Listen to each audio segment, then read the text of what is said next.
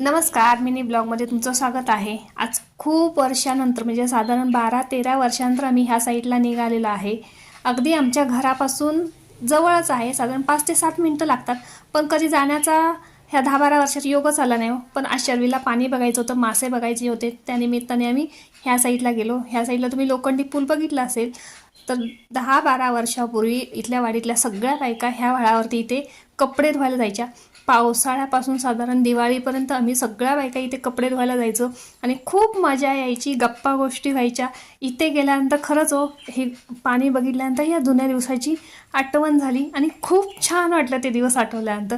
शर्विलने इथे काठ्या गोळा केलेल्या आहेत आणि एक एक काठी तो पाण्यात टाकायला आलेला आहे। त्याला खरं तर खाली पाण्यात जायचं, पण ते पाण्याचा फोर्स भरपूर आहे आणि घसरतंय म्हणून नको म्हटलं।